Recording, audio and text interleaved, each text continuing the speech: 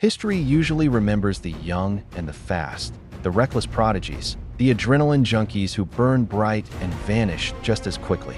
But in April 2015, the UK found itself transfixed by a very different kind of criminal spectacle. London was rocked not by cyber-savvy millennials or slick international syndicates, but by a crew whose average age was 63. This was the Hatton Garden Heist. Not merely a robbery, but a methodical, almost defiant strike at the very heart of London's Diamond District. Hatton Garden wasn't just a location, it was an institution.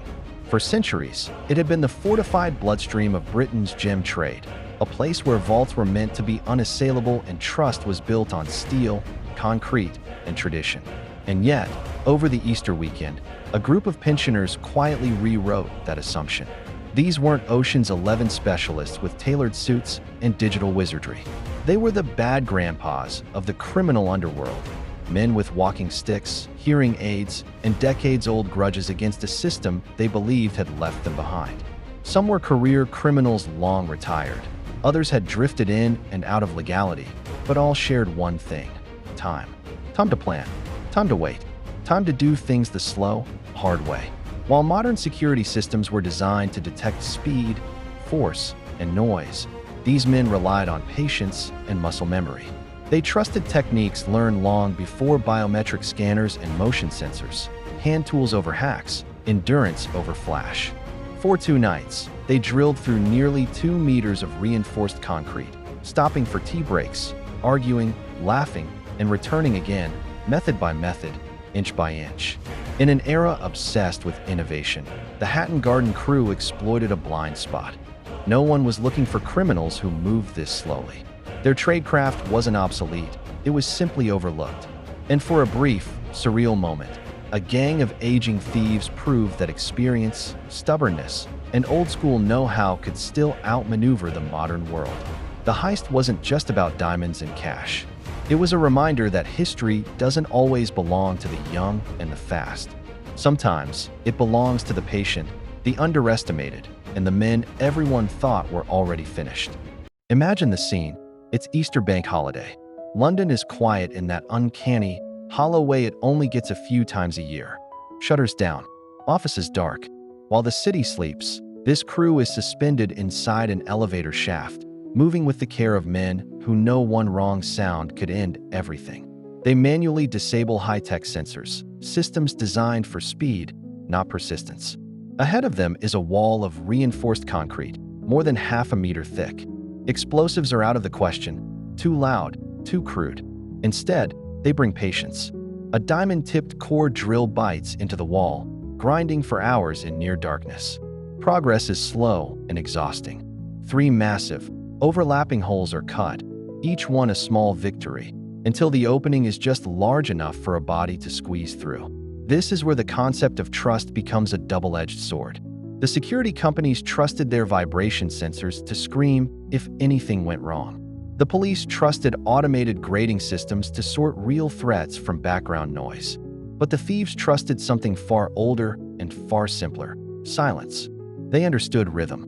They knew that during a holiday weekend, alerts stack up unanswered, call centers run on skeleton crews, and responsibility dissolves into procedure.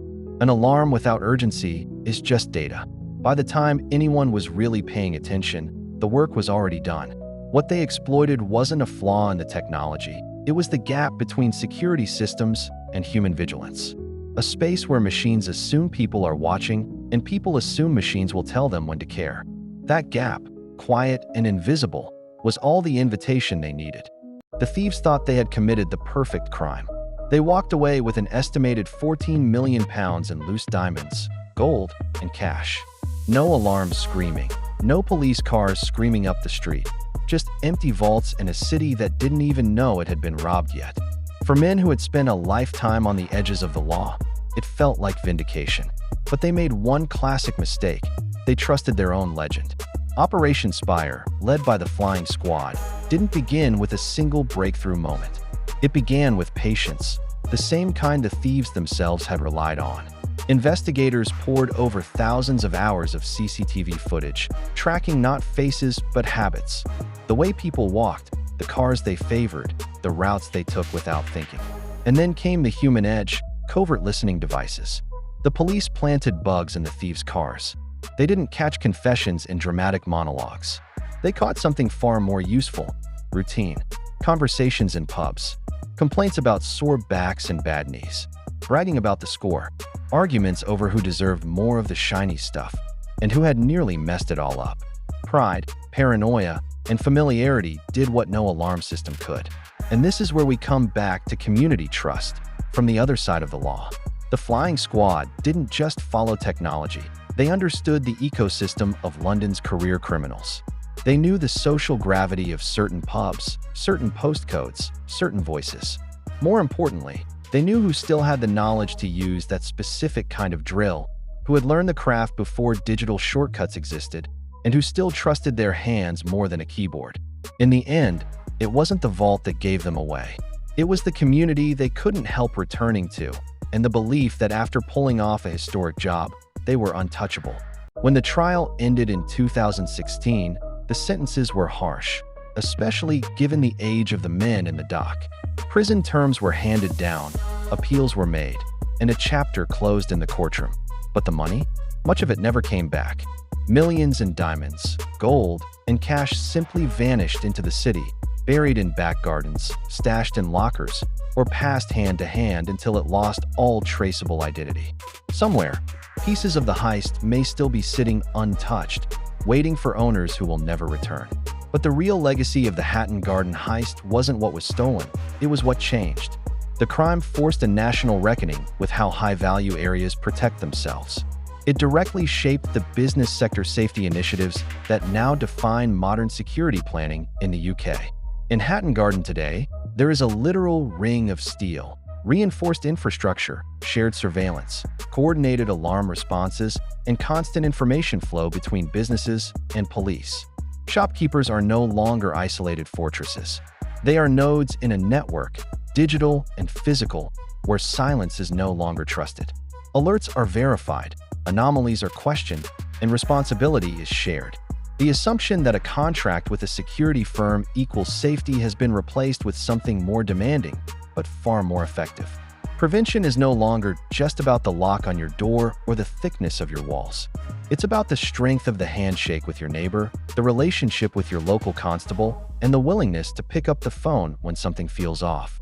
The Hatton Garden Heist proved that technology alone can be fooled, but a connected community is much harder to outthink. The Diamond Geezers are mostly gone now, passing away in prison cells or living out their final days in quiet obscurity, far removed from the headlines that once defined them. Their names fade, their loot disperses, but their story endures. Not as a celebration of criminal genius, but as a masterclass in how trust can fail and how it can be rebuilt when communities choose to close ranks. The Hatton Garden Heist wasn't just a crime story. It was a warning. It showed us that security without human connection is brittle, that systems without relationships can be manipulated, and that silence is often the most dangerous vulnerability of all. This is UK True Crime Stories. Our next video, covering a brand new criminal case, drops on Monday, Tuesday, Thursday, Friday, and Sunday at 1600 hours UK time and 11 o'clock US time.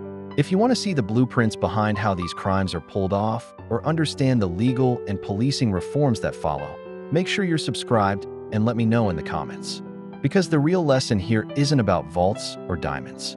Don't just lock your doors, know your community. Stay alert, stay connected, and stay safe.